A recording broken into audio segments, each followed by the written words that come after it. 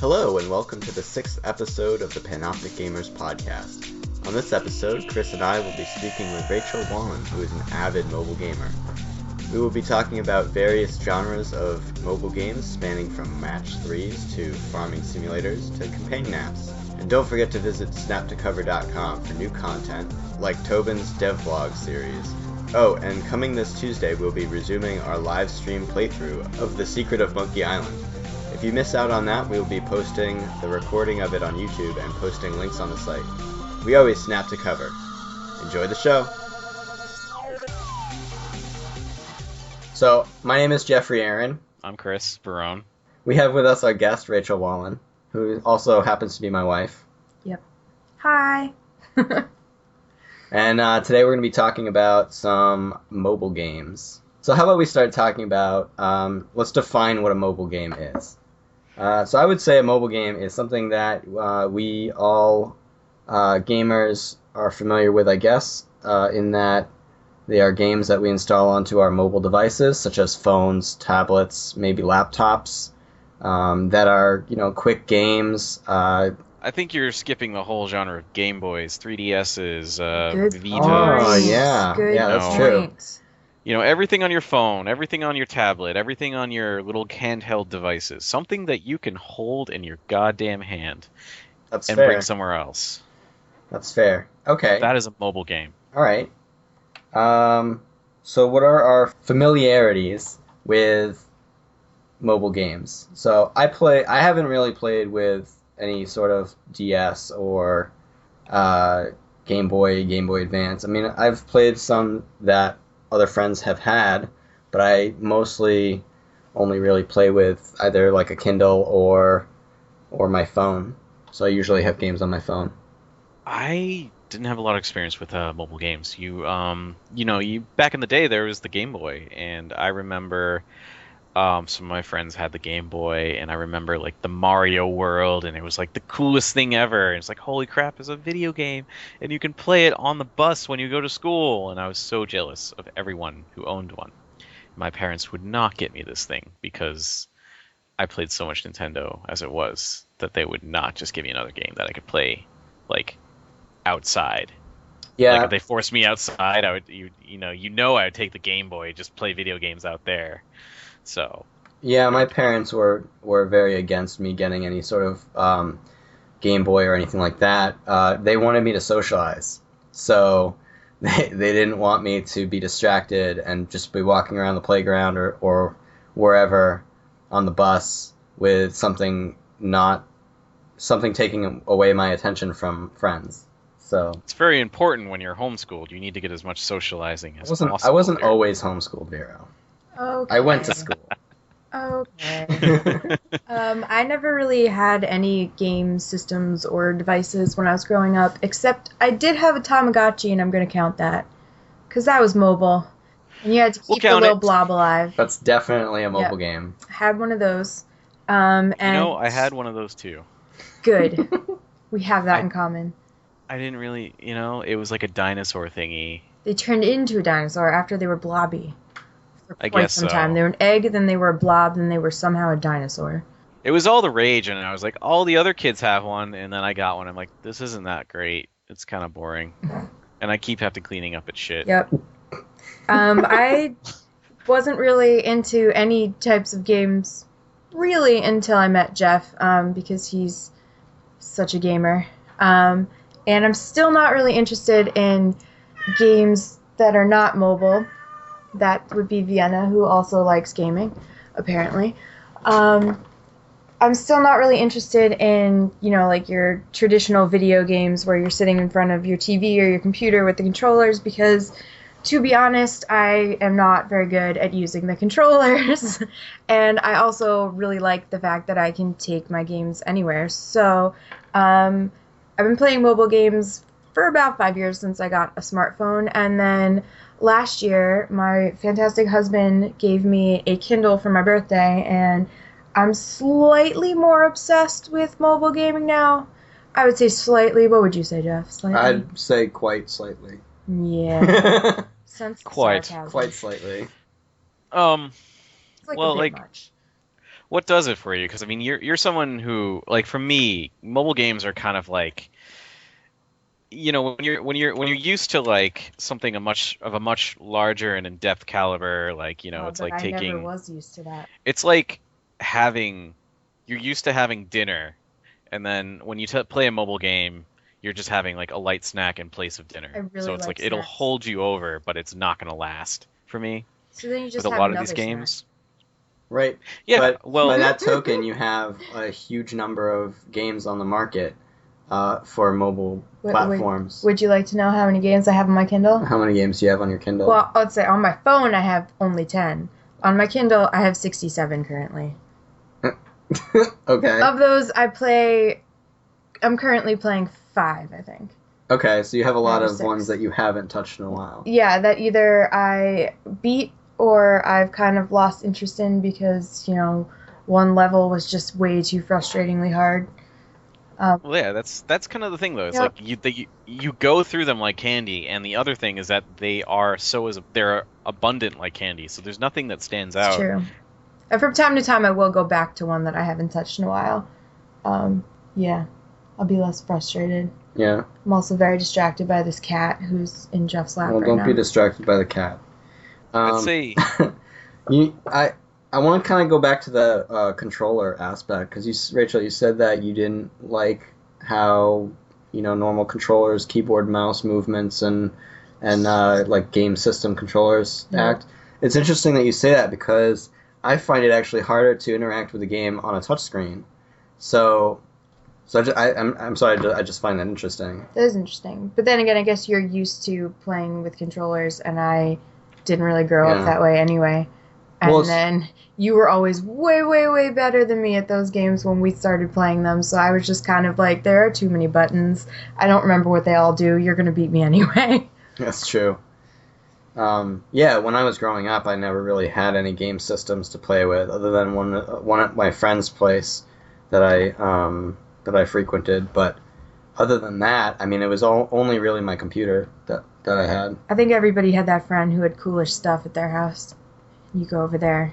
Always. Yep. Always. I remember Or better one snacks. person had an Atari, and it was so cool because it had these joystick thingies, and then eventually the Nintendo happened. Yeah, my friend had an N64, and we used to play the Power Rangers game all the time. Yeah, it was awesome. That's adorable. It was my favorite. I mean, when we had an N64, it was always Mario Kart. Mario Kart 64, man. Yeah. That was the game. Well, he had Mario Kart too, and we played that too. But it was me and my sister used to go over to his house because he was like right next door, and we played N64 a lot. So, but we're getting sidetracked now. Anyway. So back to mobile games. Yeah, so the controllers are an interesting thing to talk about. Controllers, to me, the controls on games, mobile games, are limited. You have to, because you have a limited screen, which is also your controller at the same time. That's what I like. Everything's taking up there aren't enough valuable buttons to real confuse me. estate. That's true.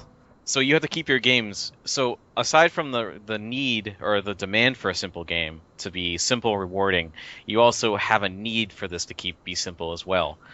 You can't have complexities in the game, otherwise it becomes exponentially more frustrating than any other type of game that you're creating. That's true. I mean, if you have like pure just movement, then it becomes a lot easier because all you have to worry about is moving your fingers either from one side to the other or just in one place on the screen. Tapping. Or something tapping like that. something. So definitely reducing the number of kind of actions that you can take or buttons that you can press definitely makes mobile games a lot more appealing. One of the I want to state is one of the actual mobile games that I will keep coming back to is a game called Burrito Bison. Please explain what that game is about. I'd love to know the premise of what was it? The storyboard of Burrito Bison is that Burrito Excellent Bison. Name. He's a kabuki wrestler, I believe. Of course he is. I think that's the word for it. He's those Mexican wrestlers. Oh no, that's with not the face kabuki. masks. He's a Damn it. Just Google it. No, I know what it is. It's like there was a movie on it with Jack Black. Nacho Libre. Yeah. Yeah, but Nacho that's Libre. not the name of it. No. That was his name. But Yeah, no, so yeah. Burrito Buffalo. anyways, essentially what happens is he's shopping through the store and he gets kidnapped by gummy bears. They suck him into Candyland, and then they force him to wrestle. And so your job as Burrito Bison is to escape, and you escape by you bend the like sides of the wrestling stretchy railings, and you just fling yourself out, and then you just body slam and land on various gummy bears to keep bouncing, and then you just have to get a certain distance, and eventually you achieve a certain distance and velocity, you will escape from Candyland. Oh, it's one of those like bouncing platformer games. Yeah. So Oh, it's I a love very those. Like Doodle. it's a very Yeah, it's like kit Doodle Jump. and cannon concept kind of deal. Okay. And the thing is though, yeah, so as you're going through the game, you can tap the screen and that'll force your guy to bounce down. And during the game you will hit like upgrades, and these upgrades trigger quick time events usually. That's all they are. Like one is a glider where you'll start going up and then you can tap the screen again and it'll do another whoosh up, and then that's the end of the glider. Oh, it's side scrolling. Yeah, side scrolling bouncing. I don't do side scrolling. And then there's like every item has a different sort of like mechanic to it, but it's very similar to a tap. Like Right. one of them is you're in like a bubble gum, and when you're in the bubble, you tap as fast as you can, and it'll give you a little bit of speed and altitude every single time. But yeah, and it's a very simple game. You buy upgrades, you get money, you fail, but it has and it actually has a very, I don't listen to the soundtrack very often, but it's a very, very great, it's a good epic soundtrack. You get really pumped for it if you ever listen to it. That's another thing. I don't do the soundtracks. Yeah, neither do I. I Listen mean, to any of them. I usually mute my games Yeah, anyways. I mute all of my games. yeah, all the mobile games are muted, but I did listen to it once, and I'm like, wow, someone put a lot of time in this music. Yeah, actually, a lot of them are actually pretty catchy. I found that which one is it? I don't know. I never listened to any of them. So- Not even once. My But this Kindle's game, always yeah. on mute. This game is not like, it's very simplistic. It's very simple. It's essentially a tap on the screen. You just have to know when to tap. Yeah. Yeah, and that's all you're doing in the game, and it'll definitely get me through subway rides. But and I'll keep coming back to it because I haven't really found anything anymore that's as satisfying as that, and as like I don't have to put in the effort of finding another game or keep a constant commitment like Farmville or something like that. That's true. I see. Here's the difference between Farmville 1 and Farmville 2. Your crops don't die anymore. So they've made it easier. in Wait, they Farmville don't die? They I thought don't they die never anymore. died. No, they used to die in the first one. If you didn't harvest them after a certain amount of time, they probably died or Yep, something. they did. Oh. Okay, wait. So I have a big question for this. I have never played Candy Crush. Okay. I did for a brief stint.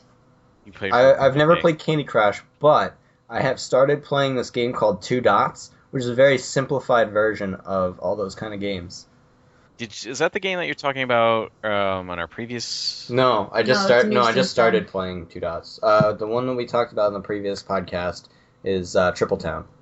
Oh, and that was like bears and stuff. That was my fault. I totally got Benny into that game. But anyway, so I never understood the appeal of Candy Crush because to me it just looked like a Bejeweled game. That's it. Essentially, they're similar. I mean, it's a match 3, but it's challenging and it's not. It doesn't require a lot of thinking, so it's fun. Like, I don't like when people call games mindless because I don't think. Like, I don't use them for that. I think my mind is always going. Like, there is no mindless. But anyway, this is what people use for, to kill some time for when they're bored, whatever. It's just challenging enough, but without having, like, a storyline or whatever that you need to follow. I thought Candy Crush had a storyline. I mean, it's a loose storyline, Yeah, like a but really it loose still has one. a You can storyline. play it and completely ignore the storyline, and that's fine. Like, you can play the game without it. So I guess to answer your question, Vero, the game just has a bubbly appeal. It's very aesthetically pleasing, and it just releases the endorphins when you do stuff. It's and you unlock exactly things. the right amount of challenge. It's got the right amount of yay factor to it. Yeah, and I know with this game Two Dots that I've been playing, it's essentially, it's the same thing. It's just that it's very, very simplified. It's all it is. It's like a blackboard with several dots. With different assorted dots, and you have to match them up and get rid of them. And then some levels have eventually you get to one level where it has like an undersea sort of feel to it, and then in that one you have to get rid of these little anchors, and you can't match them with anything, so you have to drop the anchors all the way to the bottom, and then once they hit the bottom they disappear, and that counts as getting rid of them. Yep. And then later on I'm at the next stage where you're in this like ice world, and what you have to do is you have to break each square has like an ice square on it. This is exactly the same game as Monster It's the same thing. But and you have to you have to match bubbles underneath it for it to like go to the next stage of breaking the ice, and then after like three matches it breaks that square. So then you're essentially breaking that ice. That also seems like a big factor with most successful mobile games is there's a sense of repetition, but there's also a sense of progression, right? Where they mix these two together. Because like with Burrito Bison, you will clear, like you start off in a stadium background, like you're in a stadium, and then you're bouncing your way out of it, and then you'll hit a wall, and if you're going fast enough, you'll crush through that wall, and suddenly you're in the city, and you're bouncing through the city. And then you'll crush through another wall, and you're in the out country. And finally, you have to do the final wall, which is breaking like the plastic barrier of the gummy bear box or something like that. Right. And there's like a real sense of progression during the game as you get further and further, and it kind of makes you want to keep trying. And yeah, definitely, progression is definitely a very important. Yeah, you kind of have to have that. And it's funny because the kind of thought that goes into, or the design process that goes into those kind of like barriers are very small. Like you can come up with, this block can't be you just come up with like one block, and you're like, destroy this block 3 times, and then that'll count as a thing. Or this one only slides to the left or the right. This one only slides to the left or right, and the only way you can get rid of this one is that this has to happen. So you're essentially setting like conditionals to certain blocks, and then, but you're only putting. You could come up with those in like 5 minutes. Adding those to a game, and adding maybe like 30 levels just having to do with that particular block. It's not that hard. You're essentially just making sure that the game will, it's actually winnable. Yeah, that's all you have to really do. That's actually how Monster Busters is set up, which is another match 3. But it's, there's like a chunk of levels that are all like, you have this thingy that blocks these certain kinds of places. It's like a different thing for each one of those levels that gets in your way that you have to beat. Yeah. Yeah.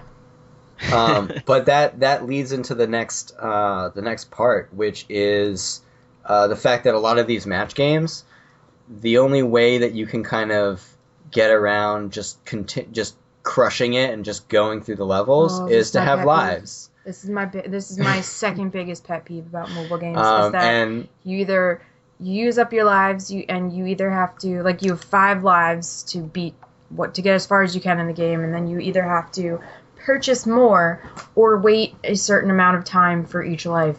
I played one game where you had to wait like an hour for each life, which was ridiculous. The shortest I've seen is 5 minutes, which is totally doable. You distract yourself for 5 minutes and then you can play again. Yeah. An hour is stupid. So there's the lives, right? And I guess different games do it differently. So with this game Two Dots, You essentially, if you use up all your I lives, didn't even know that game had lives. yeah, it does. But it's not as annoying as I would have thought. Like I saw it and I was like, oh god, this is gonna have lives. I'm gonna have to wait an hour or something. One game with lives at a time. But then I'm playing 6. That's true. But the thing is, as you play, like it has kind of like a timer that's going, and it's kind of like a progress bar where if while you're playing you succeed and you have maybe 1 life left, right, and you succeed and you're playing the game, and you're just like kind of killing time with it, it actually still progresses that life bar, so you'll gain life as you're playing. Yeah, most of the games I play do that as long as you have less than like like if you only get 5 and that's the most you can have at once. Yeah. As long as you have 4, it'll keep going. Yeah, this one is always ticking until it gets to the maximum. Yeah. But so like I think if you deplete all your lives, you have to wait 15 minutes for it to get to full, but you can play once it hits like your first life back. Yeah. So that's pretty typical, you don't have to wait like too long, and usually by that point you get frustrated at that level anyway, so you take a break from it. So, I mean, I don't have as much of a problem with it as I thought I was going to have. And for me, taking a break means just switching to another game until my lives in the first game are back. Yeah. So, I mean, it can be frustrating to have that system in place, but I think it's also there just so that you don't, go nuts with the game. It's also there so that they make money. That too. It's a money, what is it called? If you want to play more, pay me money. 99 cents. Oh, I mean, there's also monetizing. That's what it is. There's also other ways that they monetize the game where they boosters. They put in like boosters, or they'll have like items you can get that give you better, faster abilities or whatever. Yeah. I guess you could call that boosters. Yeah. Going to PAX in the past, they always have the indie games booth, and I always love to check that out. And a lot of these games are always mobile games. One of the games I checked out in a few years, I think it was 2 years back, was Jack Lumber. It was in development at this point. I remember that. Yeah, and it was a really interesting game, but when they first presented it to me, it was like, okay, so you just trace lines through logs. Actually, is that the one where he's like trying to avenge his grandmother or something? Yeah. Yeah, no, that was the free app of the day on his Kindle last week. And I almost bought it, but I was just like, I didn't like Fruit Ninja. I don't think I'm gonna like this game. That's very Fruit Ninja-esque. Yeah.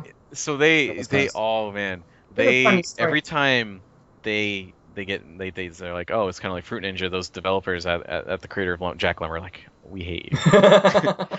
No, but that was really funny though. Just shoot you a look. They're like, god damn it.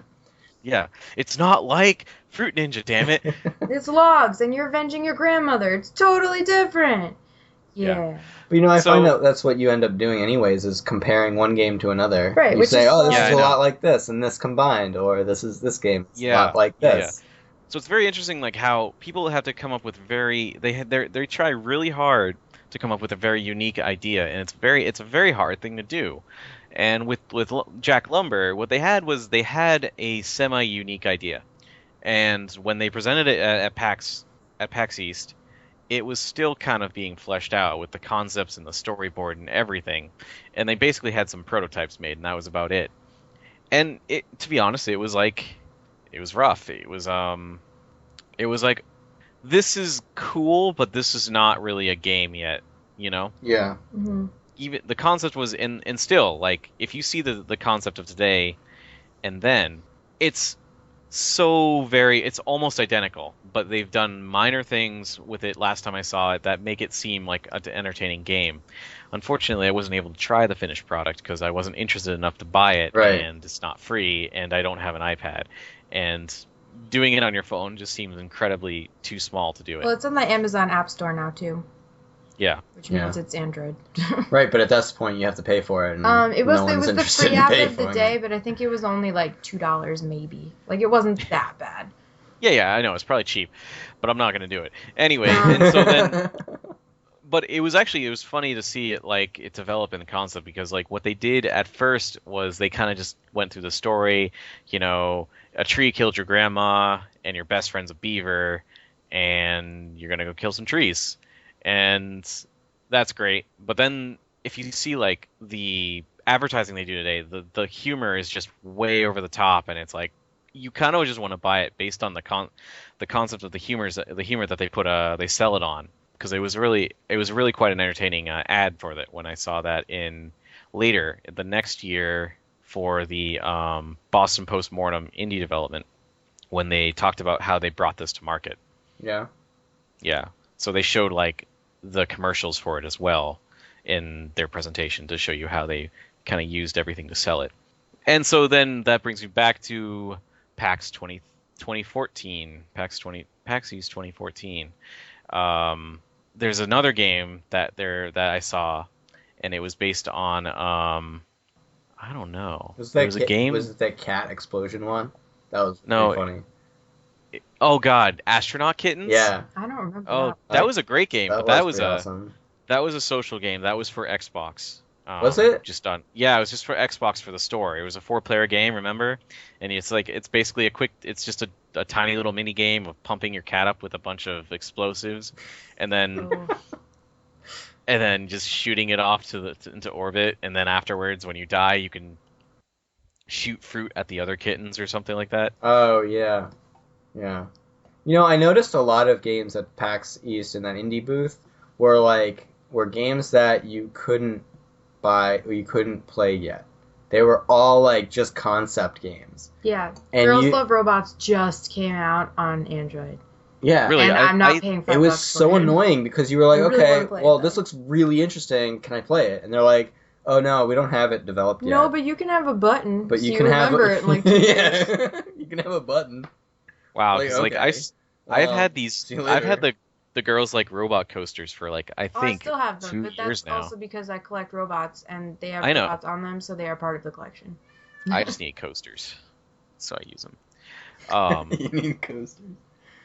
Needed coasters. I have some nicer coasters now. They're like marbly or slate, I think. Adult coasters. You have adult coasters. They have adult drinks on them. I'm pretty sure the robot ones did too, but. No, but yeah, I mean like pictures of like martinis and shit. Yeah, but like a lot of the games that they had there weren't games that you could actually interact with, which I was upset with. And then you forget. You mean own? You mean own? Well, yeah, You could usually ones that you interact- could play with. I mean, even the ones that you could play with, they were like, "Oh, this isn't working right now. We're just still trying to get the bugs out." That's because this is where they showcase that shit. This is kind of the reason you go to these conventions, because it's like this is something that no one else has right now. No one else. And you can have it for 2 more years. Right, but think of it. You can think of try this it way. out. Think of it this way: if you're developing it's exclusive. if you're developing a game, and you're not done with it, why would you go to a like PAX East and showcase something that you can't have people try out, that you can't Because even show. You have to get that spot like a good 10 months in advance of the show, and then 10 months, and then you have 10 months. You're like, I can get that game done, and then it doesn't happen. People are just gonna forget about it. Like, did you ever see Indie Game? Yeah. Did you ever see that documentary? Yes. It's just it's primarily about indie developers just stressing the fuck out when they trying to get their game ready for like conventions and trying to get it out on time and everything. All right, we should get back to mobile games though. Tangent over. Well, my other part with this Jack Lumber thing was there was another game, and it was very dark. It was incredibly dark. Like they're like, oh, we have this concept where you have to stick your finger, like how you physically touch a pad. So they're like, oh, well, we'll represent a finger on the board, and you have to go through like a bunch of different obstacles on it. And if you like let go of your the board, then you get shot. And it's like some really crazy underground sport, and I'm like, holy crap, this is incredibly dark. Yeah, I don't want to play that. This game, you have a good concept, but it's incredibly dark and violent. Like you gotta lighten it up here a bit. Yeah. This is not a game I want to play. I mean, they do start off with your grandma getting killed, so. Well, that's a different game. I'm talking about another game. Oh, they were talking about the log game. What I was saying was I mentioned Jack Lumber because I was trying to make another a segue into another game that didn't have a concept it developed. All right. So let's see. What do you want to talk about? Do you have bullet points over there or something? Rachel does. No. I'm not a teacher or anything. Oh, competition, yeah. So there are a lot of mini games and games that you compete with. I think Right. most of the games that I play, you can either play competitively or you don't have to. I typically don't play competitively just because I don't care. I'm playing it to play it, not to like be the best down of a bunch of people I've never met. Yeah, and social and mobile games. I mean, let's kill off like 3DS and let's go back to just like iPhone games and Okay. Yeah, I thought that's Well, what we you- were talking about. Yeah. in the first So place. you have like leaderboards, Yeah. and the competitive nature with that, but you also have games like Space Team. Leaderboard is like the unattainable. Leaderboard is like you have attained a rank But that it's still competition. You're still Yeah, aiming you're to still beat other people out. competing. yeah, but that's such a cheap and easy way to implement it. Everything has that. That's true, but I wouldn't discount it. But for as another example, you could say like a game like Space Team, or what is it called? That's co-op. Or It's like co-op, which- but you're still Space Team is, I I gotta played admit, that is game. the most ingenious mobile game I've ever played. So I love this game. So for those of you who don't know what Like Space Team me. is, like Rachel, what it is you link up all your devices. Each one of your devices, you're kind of like this team in a spaceship. Oh no, you and told me you're- about this game like 4 times and I keep forgetting about it. Yeah, you're in a team. You're a part of a team in a spaceship, and each of you has a different layout on your console. And so what will happen is things will appear on your screen saying like turn the switch to 3 or turn the knob to off or something like that. And you might not have that on your screen, but you need to communicate that to the rest of your team so that someone who on your team who does have that has to do that option. And if you don't do it, then your ship gets like ripped apart and you have to fix it, and then you just go through space and try and But survive is that black holes actually and stuff. competitive or is it just So no, it's cooperative. It's cooperative, Okay, so but that's not what I meant. there aren't there other games like that are cooperative, but you're also competing against other people? I I have no haven't really idea. heard many. There's like a game that somebody, one of our friends mentioned one time that I never really checked out called Quintet. Oh yeah, I have that on my phone. I've never played it Yeah, me neither. because no one ever wants to play it. You know, like I've never played it at all, but like someone was like, "You should get this game, and we should do this someday," and we never did. Yeah. But the thing is, like with Space Team, one thing is it's a social game. It's not a game you play by yourself. You have to play with other people in the room, and you have to talk to them. And all your devices is just a medium for that. Where every other game I've ever played, it's not using your computer, the computer on your phone to like play a game.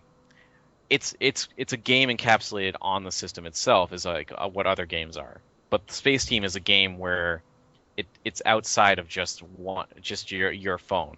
Right. It revolves around having multiple phones and multiple people to play with. Right, but that's what a social game is. Right, so that's a social game, not necessarily a competitive game. Like, you could say Okay. that, like, Words with Friends is technically a competitive game. You're competing with somebody you know. Yeah. Okay. There are a lot of word games that I play that are competitive like that, in that you have to play with an actual person. And I don't always love those because I dislike having to wait for the other player to make their move. That's not why I play my mobile games. I play my mobile games because I want to be entertained or be stimulated right now, not play my word and then wait 4 hours because somebody's at work and is actually doing their job rather than playing Words with Friends with me. Those Yeah. kind of games. The friend you're playing with is not on the toilet right now, so they can't The they friend can't you're play playing their with word. is a normal human being and a contributing member of society and cannot complete the game right now. So those games are not typically my thing, but there are also other games where you can join, like there are parts of the games like the leaderboard or the weekly what is the word I'm looking for? the weekly challenge or championship or whatever that you could join if you wanted to, but you don't have to. So Words with Friends had two things going for it. One, it was free. And two, it redefined Scrabble, because Scrabble always had the effects of you're in the same room with this person, so there's a sense of accountability, and you can challenge people for words. In Words with Friends, it was if it's legal, you can put it on the board. That's So true. this is what happened. People would play some bullshit words, some bull crap. Like, you didn't know that was a word. You just kept putting letters on a board until it worked, I I think. played with people I've done who that. knew how to spell, so that didn't happen a lot. I don't think I've ever- put random letters on the board and tried to see if it worked. This is why I don't play Words with Friends anymore. Because you're like, oh my god, there's a triple word score right there, and I have a Play Z. Words with Yep. I'm going to Fraction. do I don't play every Words with single Friends with combination possible. You just put a Q in it and you get like 1,000,000 points. Yeah. Jackson. You guys suck. So that's why I Anyway, hated that that's game. technically a competitive game. That was fun for a while, but then, people lose interest, and suddenly you have no one to play with, and that's no fun. So you said that the leaderboards are kind of unattainable glory, but I kind of disagree because I they don't know. have In Farmville 2, I was on the leaderboard. they have in some games they have the ability to connect to Facebook and connect to Twitter and stuff like that, and then your scores will kind of be up there, and then you can kind of look at your friends' scores and see if you're beating them. Or in, like, Farmville 2, when they have, like, because I play that game. It's cool. They have, like, for their, like, holiday-themed things that they have, there would be a leaderboard, and whoever's, like, in the top 10 gets some special prize or whatever, but it would be the top 10 out of, like, your group of 30 or 50 people, so it's not unobtainable, which makes it more fun. Like, I don't play the ones that are unobtainable because they're unobtainable, and that's no fun. But if I feel like it's something I could actually win, then I'll probably try. Right, the straight up leaderboards are just kind of stupid because I guess those essentially are like mini the leaderboards. creators of the game give themselves like millions of points and like, oh yeah, I'm at the top of the board. Or like people who don't have jobs or spouses or significant others or pretty much anybody in their lives, not even a pet, who have lots of time to sit there and gather millions of points. Well, yeah, that's why I'm saying. It's like, if you get a general leaderboard, then you're going to see, like, that's going to be the best of the best. So, you don't have the time for that. And do you really want to? I do not want to have the time for that. But like I said, there are games that allow you to view like your friends' scores, and you can at least beat them. Yeah, most of the games that kind of gets rid of all the fluff of the leaderboard because you're like, I don't know who the hell this guy is. That said, I like a ton also of points. don't usually care if I'm beating my Facebook friends or not because, the average person has hundreds of Facebook friends. How many of those people do you actually, like, count as real life friends? I don't care if, like, somebody from, like, elementary school who I haven't spoken to since elementary school but somehow we connected on Facebook is beating me in a specific game. I don't really care. But the difference is you know that person to some degree. Yeah, sure. On a leaderboard, you're like, XYZXXX. I don't know who that is. Yeah. Like, there's random people that are playing this. You don't care if you beat them or not. I don't generally care if I beat any of my friends. I'm just playing to play. Yeah. There's a fun fact I read somewhere that the average person can maintain about 150 acquaintances. That's These a are lot. like real people acquaintances. Like Yeah. friends or like people you work with? Like actual acquaintances. I mean, I'm only ever connected on Facebook through these games when they offer me, like 600 coins if you connect to Facebook or whatever. Like, I don't hate actually that. use it for anything. I hate it. I hate it, Such but a pet peeve of mine. yeah. But whatever. No, I just feel so I feel so sick if I ever try to do that to one of my friends. Makes me feel cheap. No, like I never send like the invites to friends, but if it just wants me to connect and wants to randomly post on my wall, I don't care because that's not going to show up on anybody's newsfeed. And I'm barely on Facebook these days anyway, so whatever. Yeah, I don't even want it to show up on my newsfeed or anything like that. I don't do any game really that severely limits your mobile gaming, doesn't it? Well, that's kind of the I trend know. of how it's going. Which makes Games- perfect sense. Yeah. but- I mean, it gives you that ability to connect with your friends in some way and make it feel like it's more of a social game than it actually is. Like, you can have Solitaire, and it I still have that on my has Kindle. for some reason connects to Facebook, and you can tell people you play Oh, hey, I'm Solitaire. playing Solitaire. You should play Solitaire too, even though it's a free game and nobody's gonna earn anything if you play it. Or cares It's, if you it's play. to me, I view it as just basically it's a free game, but what it's doing is like saying, hey, I'm free, but in order for me to be free, I'm taking some space in your feed and using it as advertising real estate. But Well, yeah. nobody looks at It's all my feed advertising anymore. and monetary. Yeah, but it makes me feel like I'm selling myself. yeah, When it makes makes you it feel makes cheap. me feel a little bit like a whore. My ADD Little says bit. you need to stimulate me immediately, so get this game now. Who cares if it's on Facebook? Yeah.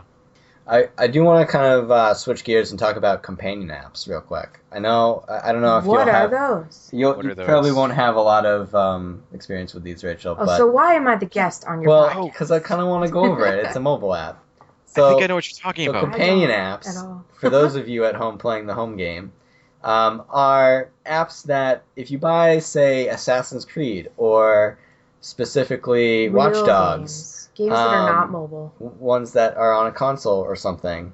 And then it says, oh, hey, we also have this companion app that you can play while you're not playing this game on the console. Does that include the games that go with TV shows and movies? Yes, I would say so. Like the So like Game there's of other Thrones apps. game? Yeah, so there's like a Game of Thrones game. But like it's basically an app, a game or an app that goes along with something else. It's some other thing, little buddy.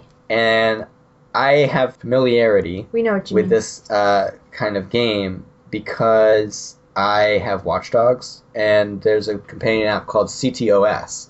And so you kind of it's an interesting implementation because so in Watch Dogs you play as that hacker guy, but in this companion app you play as the others, like sort of like someone who's trying to catch the The government. You sort of play as like a ctOS agent. So it's kind of like you're playing as a CTOS? government. ctOS is the operating system that is basically attached to everything within the city. Traffic lights, what else? Yeah, like you steam can't tell I don't pipes, play this game. and like pretty much everything in the game is connected to the internet. And so as the hacker guy, you can hack into all this stuff and disable stuff and raise the little concrete pipes out of the ground so that cars get destroyed when they hit them. But essentially, so what this companion app allows you to do is play as the ctOS agent and try and catch the guy or slow him down. And this interacts with other players that are playing the actual game of Watch Dogs. So someone who you are connecting with, you can actually interact with them within their game. It's pretty cool. It's pretty cool. It's actually a pretty neat implementation of it. I really like it. But yeah, so that's what I have to say about companion apps. Yeah, I don't play companion games, generally speaking, because some guy named Jeff told me a long time ago that the games that come out that go with movies always suck. So I never play them. With the exception of any of the Lego games, those are awesome. That's true, those are pretty good.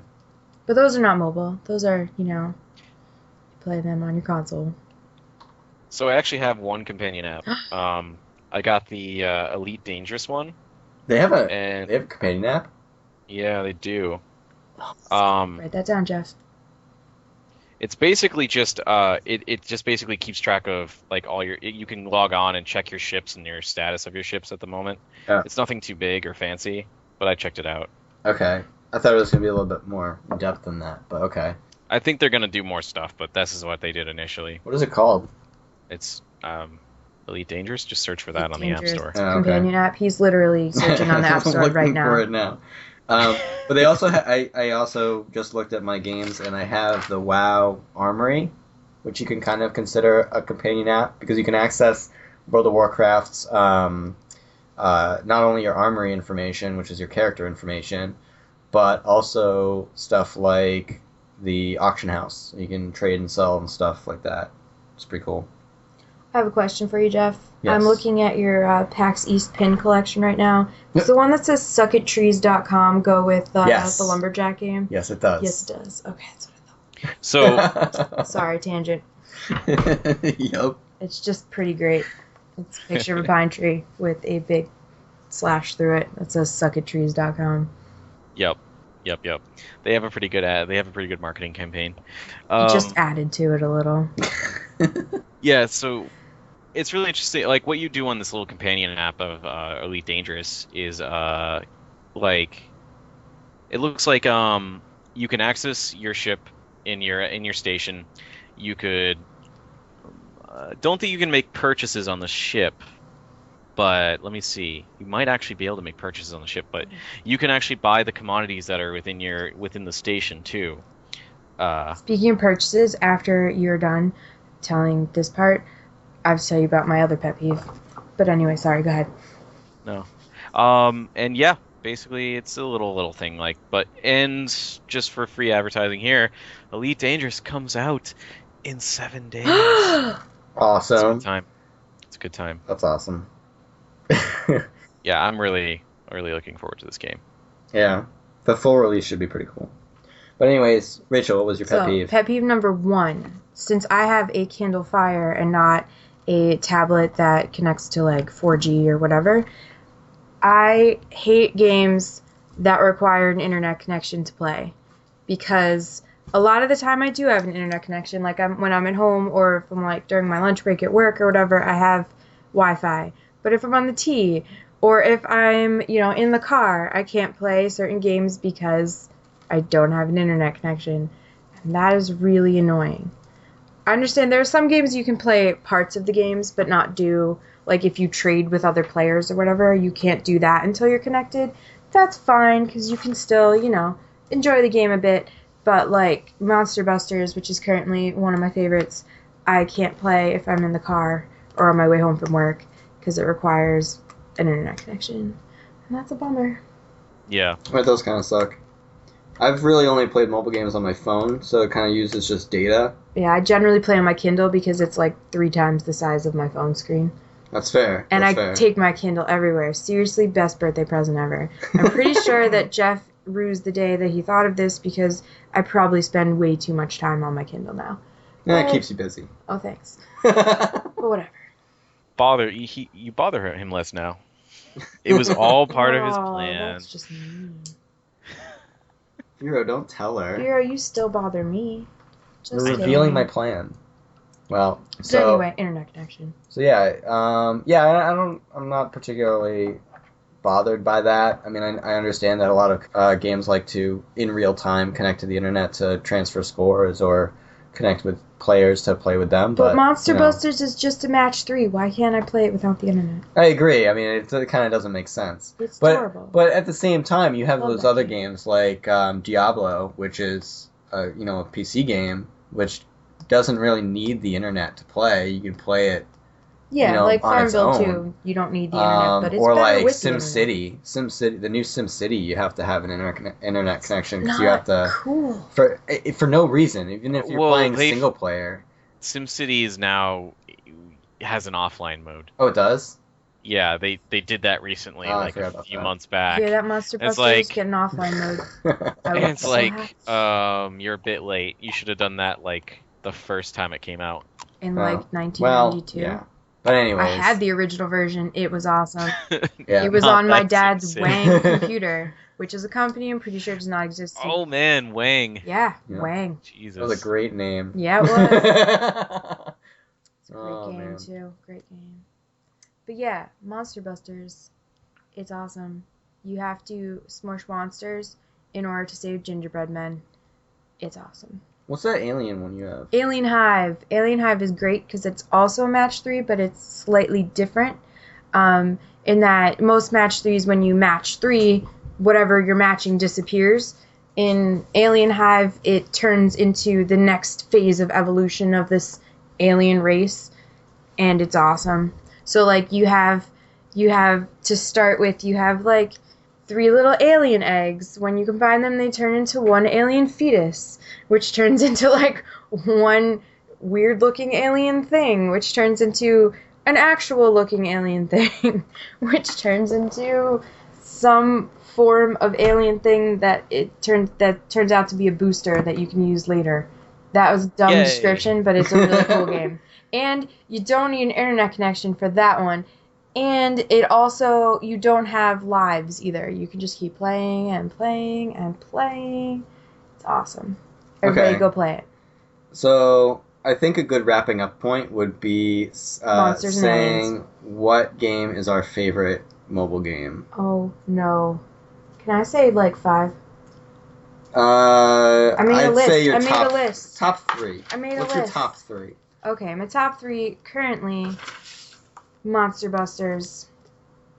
Can I say 4? I have to go with 4. Okay, fine. Monster 4. Busters, Alien Hive, Triple Town, and then my all-time favorite, I think, that I'm not currently playing because I beat it, is European Mystery, which is a hidden object game, which we didn't really talk about. Oh, we didn't talk about hidden... Yeah. Those are pretty self-explanatory. You find hidden objects, and that's those are the only kinds of games that have storylines that I actually follow the storyline and I like the storyline. The other reason I don't like storylines is eventually stories end. So I beat that game and the replay value is like nil.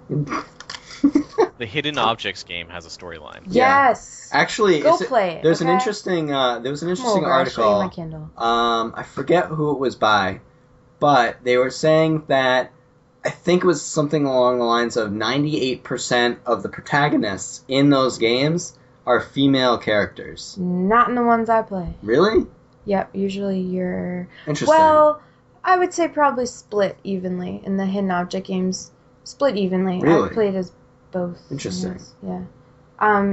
The European Mystery, there's 2 of them. You are a male because it takes place in, like, Renaissance Europe.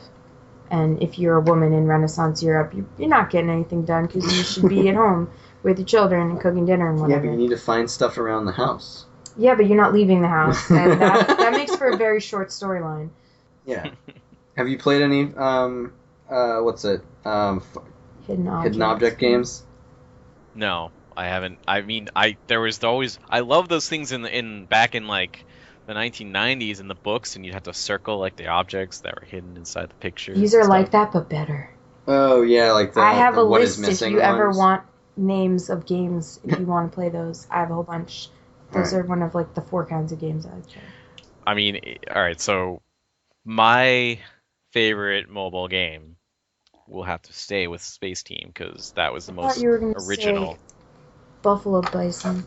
So, Buffalo Bison Just a great name. It's a close second.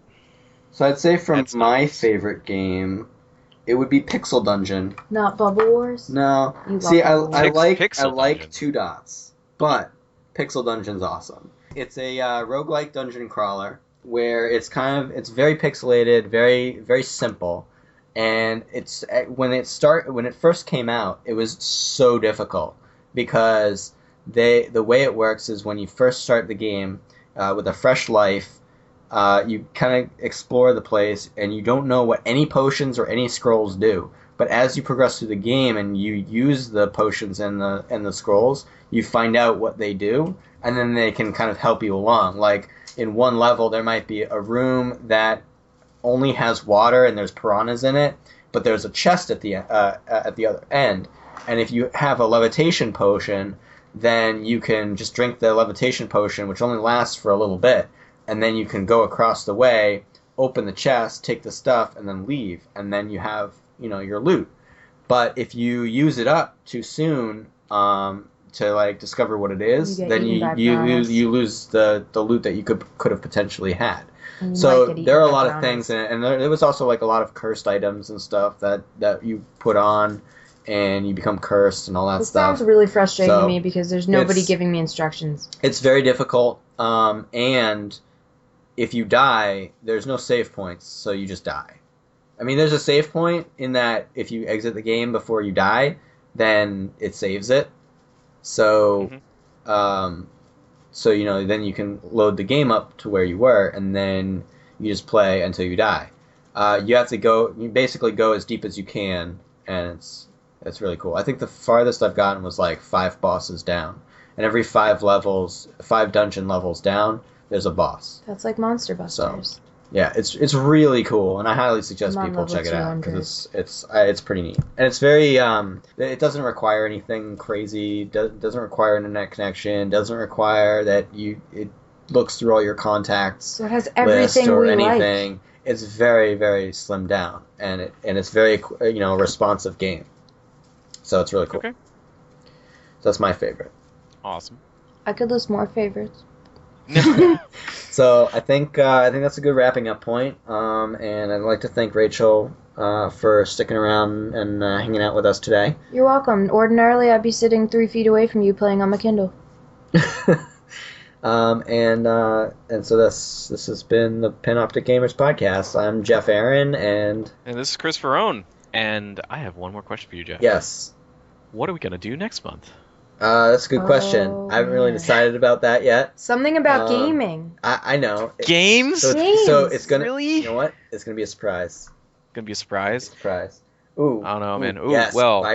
Rachel I just pointed pointed at to something that is a really good topic. You'll have to tune You in. know, to when find you're out. pointing to things on a podcast, it's so you can totally he's tell gonna what's tell going on. you Yeah, but it's a before surprise. then. It's a a surprise for surprise. the listeners. It's a surprise for the Well- It's listeners. only a surprise for you for like 5 more minutes. Yeah. I think there's a little bit more of a. I'll give the listeners a little bit of a taste for 2 months from now. I think, and after February, will be TempleCon, so we Ooh. might be doing a little bit on that. That's a good idea. Yeah, we are. Yeah, we're going to that. We're going to TempleCon for one day. We're going to TempleCon. So that should be a lot of fun. And if you're not going to TempleCon, guys, you should probably buy tickets because it's awesome. Because you should go to TempleCon. Yes. Also, You can come PAX. hang out with us. PAX 2015 for life. I don't know if anybody can get tickets Like, just anymore. for this It's year. too late, man. Hey, there's Too late black for market. tickets. There's stuff on the black market. You can try. I do not condone that. Try I don't eBay, condone- Craigslist. There's gotta be some I people don't who like realize that it's their grandparents' birthday and they have to go out to dinner or something. Who knows? I don't condone Oh shit! scalping. I can't go. or That's anything that's like when that. my grandma's gonna No, die. like legally What? buying tickets from people who can't go. That's cool. We can do. All right. Well, All right. thanks for listening, everyone. And this has been the Panoptic Gamers podcast. See you later.